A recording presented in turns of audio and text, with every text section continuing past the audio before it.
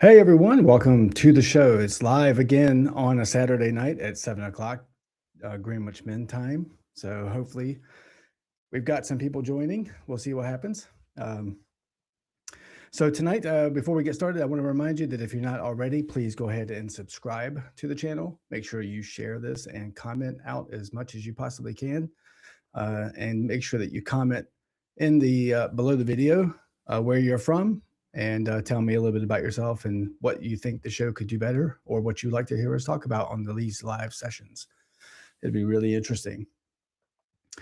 So tonight, what we want to do is we want to kind of go through some ideas. I mean, we're just going to be talking through um, some ideas that relate to the illusion of cost-free leadership. Uh, Leadership itself is different than management. If you haven't heard that before, then I'm sorry, but it is. It's not the same. Um, Leadership itself is one of those things that people think adds something to them, and it does. I mean, it does. But some people think it adds a status. Technically, it does, right? If you've been selected to be a leader, you've got a status of something. Some people think that it adds authority.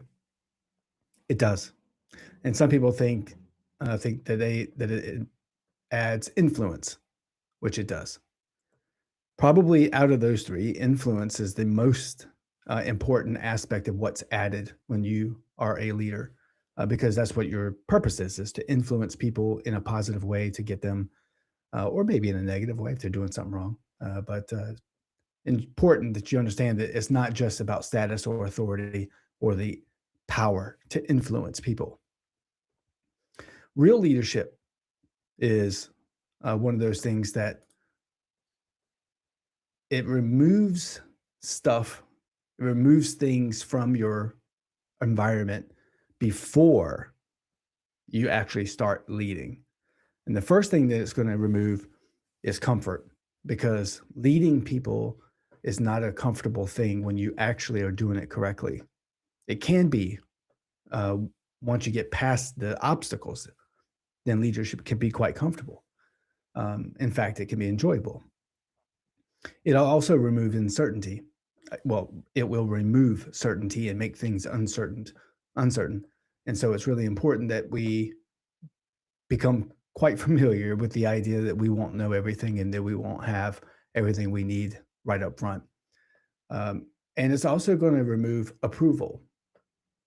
When we are working in a team, we have the approval of our colleagues, we have the approval of those above us, we have the approval of our family, and in some cases, approval can get removed. And in the worst case, uh, opportunity can be removed. And this is a really important thing to remember, because sometimes you can end up giving up an opportunity for leadership. Um, Maybe you're thinking of that now. And so if you are, pop it in the comments. And by the way, if you're catching this on a replay, it's already aired and the live session's already gone. Still, comment on the video. Tell me where you're from, what you would like to hear on the next live session or in a future podcast as well. Um, but here's the anchor, right, that you need to remember. The moment leadership actually begins is when it starts costing you something. That's when the rubber meets the road, right? Anybody can manage. Anybody can go into a place and say, I'm going to be your manager, and here's what we're going to do. Your schedule is 8 to 5, Monday through Friday. And if you're not here, I need to know why. If you're going to be absent for sickness, I need to have a doctor's note. And you know all those excuses. That's different. It doesn't cost you much, if anything, to be that way to someone. And those types of people are needed in some cases. But if you're looking for true leadership, it's going to be a point when you're going to have to sacrifice some stuff. And there are some times in my career where I've personally seen things that I've sacrificed and things that I've given. So, for example, I want to give you a couple of these. There was an individual who worked for me and asked me if I could give him a raise. And of course, I'm open to that. I'm always open to compensating people what they're worth and what they believe they're worth in some cases. Sure, sure. Well, let's go have a discussion.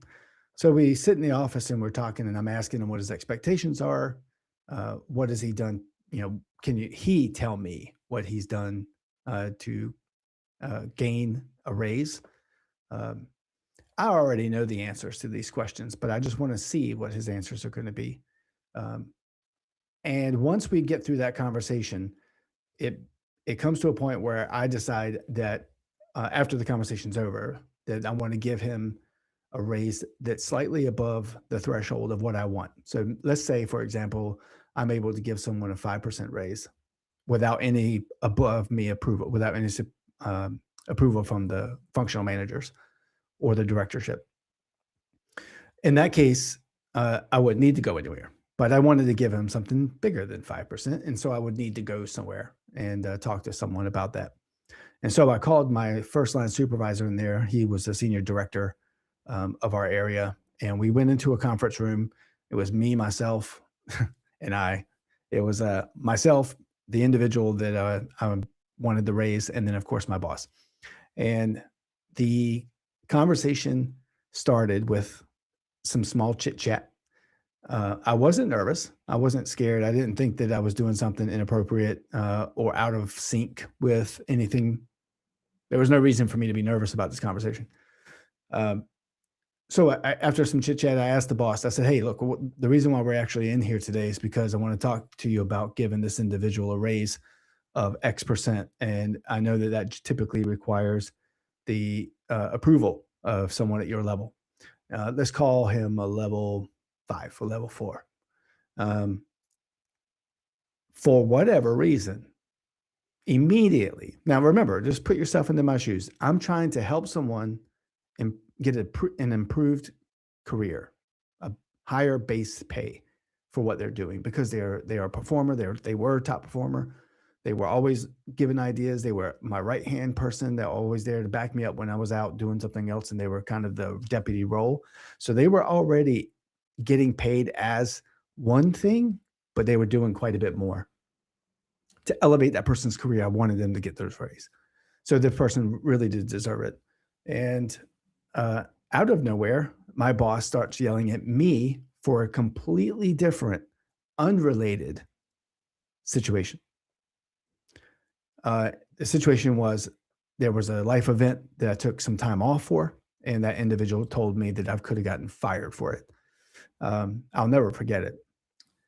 That threw me for a loop. And this is where the real power of metacognition comes in.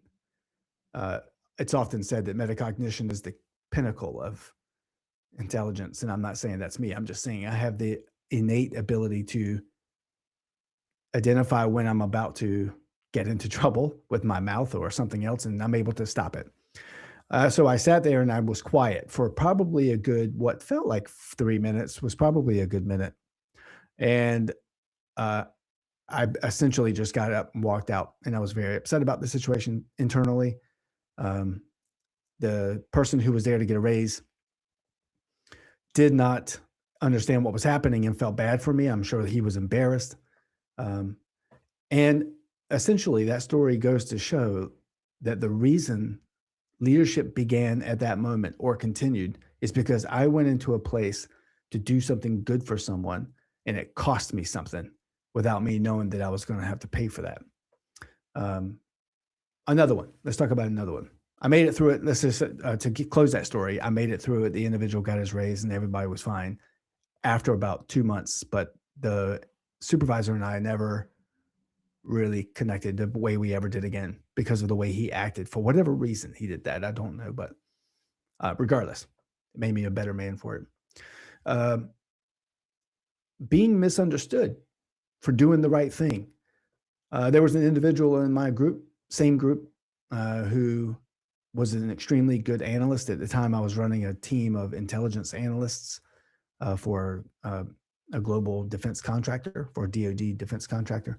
And she was very good at her job, but she was not sociable. She didn't fit in well with others. She had a bit of trouble doing that. She liked to be alone. And she was also very keen to just talk to me. I was the only one that she wanted to talk to, no one else. And I felt, in a way, I felt sort of responsible for her growth because of the relationship that was there. Um, and she wasn't like I said, didn't fit in well. Many said it wasn't worth the trouble of trying to lead her, try to manage her, try to make her a better analyst or a better person. Don't give her responsibilities and so forth. And I kind of threw all that out the window. I made my own decision about what I was going to do. And I took time over the next several years, um, working with this individual and watching them grow as an analyst. Long story short, what was initially a grassroots type of analyst, they knew the basics and they knew foundational stuff, and they didn't have a long background of it like I did. They ended up becoming one of the best analysts on the team. They needed a lot of help, but I was always there. I did everything I could to make sure that I was available for them, and it paid off. It paid off. In the end, she ended up going off and doing something different in the end, but I didn't give up. And what that did was I sacrificed the understanding of what type of person I was. Those people that told me not to do it thought I would be right in with them, that I would do exactly what they said. Yeah, yeah, you're right. I probably shouldn't waste my time on that. What do I get out of it? What I got out of it was helping someone, right? And in some cases, you lose favor with people. I had an individual when I was in Afghanistan that um, came in one day, and obviously tensions are fairly high all the time. You're always kind of escalated in an environment like Afghanistan if you're there doing a combat tour, like I was in 2005. And this individual comes in. He worked for me. He was a soldier. I was a soldier, and he came in and he did not understand exactly what I was going through the day before or that evening. It was the morning shift, I think, and I came in the morning a tad late because of I was trying to deal with something else, and so I came in the door. He didn't say much. I didn't say much. I was already kind of angry at the situation that I was working with internally. Um, and he basically was kind of got off on me saying, out of nowhere, just kind of, why are you acting like a little whatever? And I was like, what are you talking about? I was like, you don't even know what kind of shoes I'm wearing today. Emotional shoes I'm wearing today. Um, and this favor with him that we were close immediately went out the window. We both kind of threw some yelling back and forth, as soldiers typically do. He walked out. I thought about what I was going to do. I couldn't let him leave because you have to fix a situation right there. Time does not get, things don't get better with time. And so I was like, hey, you come back here. And so off he goes. And it was really a interesting concept that he thought, oh, this is one of those things where I'm going to yell at him and I'm going to tell him exactly what I feel. But in reality, that's not what was happening. And so it's a interesting concept that you can lose favor with people and do that. I'm trying to find my thing. Anyway, we'll get on with it. I was trying to find the YouTube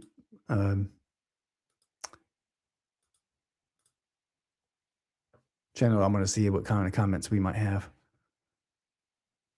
but can't seem to get there. Anywho, let's get on it. So another cost that you could end up having is when you sacrifice something. When I was a young soldier in the Army, there was a time when I felt like leadership was one of those things that you had to grow into. You had to kind of learn it.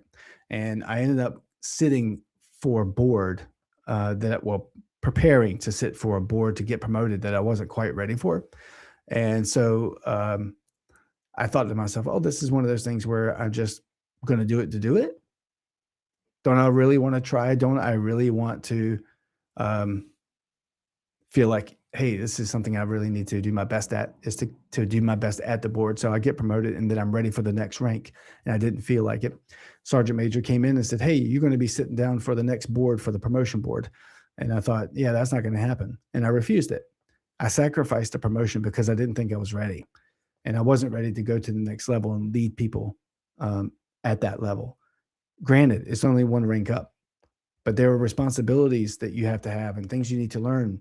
And sometimes the last thing you want to have is this situation, especially in the military, where someone looks at your chest or your rank, wherever it's located, and they see sergeant or staff sergeant or sergeant first class in the Army, and they say, oh, That's Sergeant Adams. That's what he's doing. And he's a sergeant first class. Well, anybody else that doesn't know you, they're going to see you as that. And that's the only thing they're going to see you. And they're going to automatically assume that that's the level of experience you have. If you go through and accept promotion so quickly that before you really learned how to lead, you're going to find yourself in a situation where you have an advanced complex issue that you haven't learned to lead through yet. And you're going to have some real problems here. And also, you have to remember that leadership doesn't always cost you everything that's outwardly or um, something you can clearly see. What you can find sometimes is that it means finding out the hard way that people can talk with two mouths. And by this, I mean, one side, they're your buddy. The next side, they're talking about you. So one to you and one about you. And those are the types of people you need to remember that when you become a leader, even if you're among your peers, you will be looked at differently. When you start moving into that leadership role and you're exercising leadership and you're doing it correctly, and this includes management as well, you'll find that you are going to have some new enemies, maybe the ones you didn't expect. And so it's really important that you figure out how to avoid that cost, how to avoid those people and make sure you're tracking them. Now, leaders who do try to avoid challenging moments and obstacles actually end up doing something pretty bad. They defer the cost of that leadership to someone else. If you don't lead them, someone else has to. And that will roll downhill. Someone's going to have to pay for that. And that's going to be one of those things that you just don't want to deal with, because everybody's going to say, well, then all of a sudden he looks as weak. He's a weak leader. He's not competent. He's not ready for this role. And you can just imagine where that set of issues goes to. What you will trade is short-term comfort by not doing anything about it. If you avoid or you defer, you're going to trade short-term comfort for long-term damage. That's what you'll end up doing. And you have to remember this, that leaders protect themselves when they protect themselves first. Someone else will always pay for that later. That's just the way it goes. And so you don't want to do that. You don't want to give anybody a loan of peace to do that. And so what are we going to do? How do we decide which one of those costs is worth paying for? Well, there's something you can take away. I got 3 questions right here. I want you to remember. Who is protected if I do not act? Is it me? Is it my buddies? Does it look like we're the clique and I'm protecting everybody around me? Or is it the people that are my subordinates, the people that work for me, my team, my organization? Who's protected if I don't act? Who's harmed if I don't wait? So if you don't wait, I'm sorry, who's harmed if I wait? If you do wait, if you're waiting, who's harmed? Like I said, bad news doesn't get better with time. If something is wrong or going wrong, it would be a really good idea for you to go ahead and take care of it right away. Because if you don't, a lot of people can get harmed. And the third question is, would you stand by that decision if you didn't have the title? Would you make that decision regardless of where you were in the organization? A lot of times people say, look at me, look at what I've done. I'm a director, I'm a this, I'm a that. Doesn't make you better. The way you lead people, the way you care for people, the empathy that you have, the type of leader that you are you authoritative? That if you are an authoritarian leader or autocratic, that has its place. But those leadership styles, you need to, whether you're laissez-faire or you're democratic or you're autocratic, whichever one of those leadership styles you are, depends on the moment you're in. And each one has its strengths and weaknesses. And so you probably want to spend some time figuring that out. So remember this, leadership is not about avoiding the cost. It's about choosing who pays it. And are you willing to pay that leadership cost yourself? It's one of those things that in terms of leadership, today we see in the world all these different things that are going on.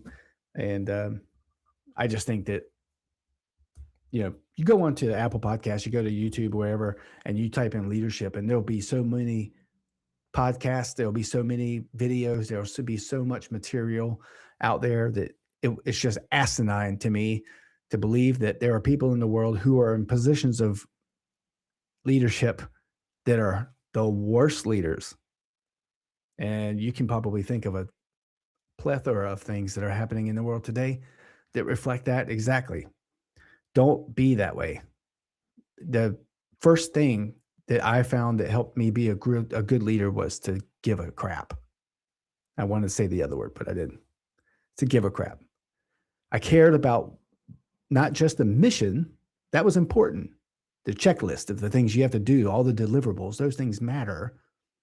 But let me tell you, if you have a checklist of things to deliver to a customer, be it software, hardware, tangible, intangible items, you're performing a service or whatever, if those things are done at the expense of your team, you won't be successful. You're just not going to be. You might have delivered something, but success is not measured just on the fact that you delivered something, because your team could fall apart.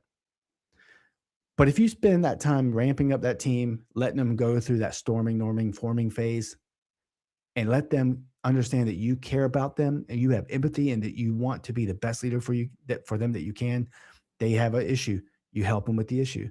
Too much time at work, give them time off. They need something to do at home, give them the time to go take care of it. Someone passes away in the family, make sure they get convalescent leave.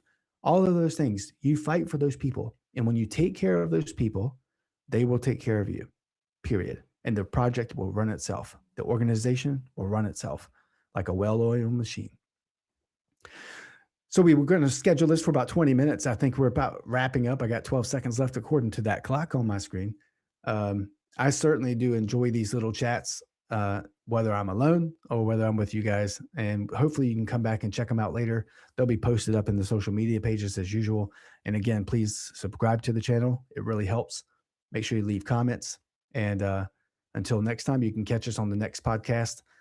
We got one coming out, I think, on Tuesday, maybe Monday, with the second round with Dr. Kevin Mays talking about chaos and leadership. There's a lot of good points that I think you could take away from that. But as important as it always is, please take care of yourselves, take care of each other, and come back and see us again next Saturday at 7 o'clock London time, GMT. Until then, take good care of yourselves.